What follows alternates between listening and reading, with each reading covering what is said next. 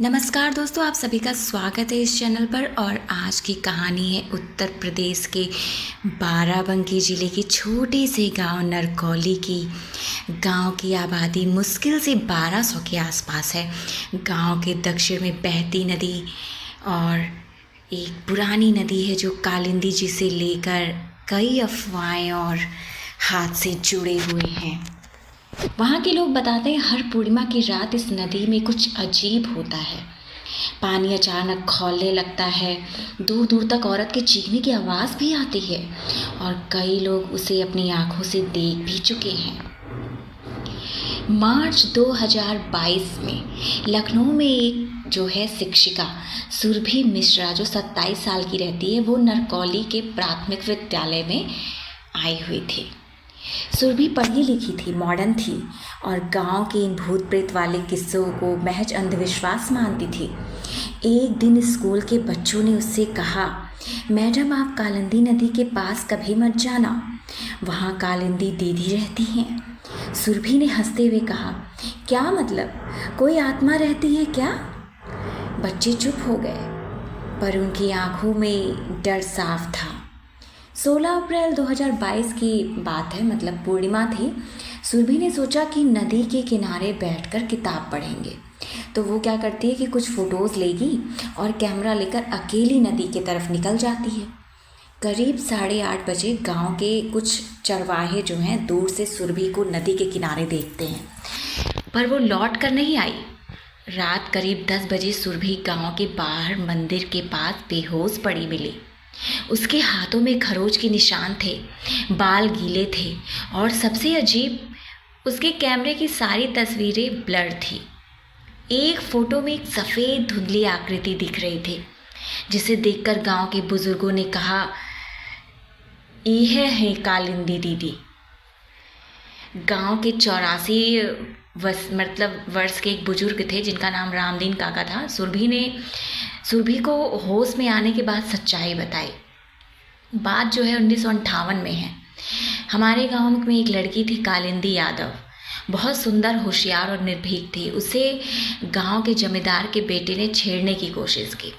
जब कालिंदी ने विरोध किया तो पंचायत ने उल्टा उसे दोषी ठहराया। गांव की इज्जत बचाने के लिए उसे नदी में डुबो दिया गया। वो दिन पूर्णिमा का था। रामदीन काका की आंखें भर आईं। उन्होंने ये स्टोरी सुनाई और उनकी आंखें भर आती। उसके बाद हर पूर्णिमा को कोई ना कोई अनहोनी होती थी वहाँ पे। सुरभि ने इस विषय पर तहकीकात करनी शुरू कर दी। उसे लखनऊ के एक पुराने अखबार की लाइब्रेरी से 1972 का एक क्लिपिंग मिला, जिसमें लिखा था, नरकौली गांव में आत्मा के साए में मौतें। पुलिस ने मुआयना किया। उसने जमींदार परिवार के वारिस विनय प्रताप सिंह, उम्र जो उसकी 43 साल से मतलब मुलाकात थी। और जो है विनय को भी बचपन में कालिंदी नदी में बहते बहते बचाया गया था। विनय ने स्वीकार किया कि उसके दादा का नाम राजवर्धन सिंह था और वही उस काल के पंचायत मुखिया थे जिन्होंने कालिंदी को मरवाया था। गांव के इतिहास में पहली बार लोगों ने मिलकर पूर्णिमा की एक रात जनसभा की। सुरभि ने विनय प्रताप से आग्रह किया कि वह सार्वजनिक रूप से क्षमा मांगे और कालिंदी की आत्मा को न्याय दे। रात 9 बजे जब चंद्रमा पूरा निकल गया, नदी का पानी फिर से उफान मारने लगा। चारों तरफ बिजली सी चमकी और पानी में से एक सफ़ेद आकृति उभरी, बाल बिखरे हुए, आंखें लाल और चेहरा झुलसा हुआ। मैं निर्दोष थी, मुझे क्यों मारा? विनय प्रताप ने नदी में उतर के हाथ जोड़कर बोला, कालिंदी, हमारी पीढ़ियों ने अन्याय किया, माफ़ करो, तुम्हें न्याय नहीं मिला, अब सबके सामने स्वीकार करता हूँ, तुम निर्दोष थी।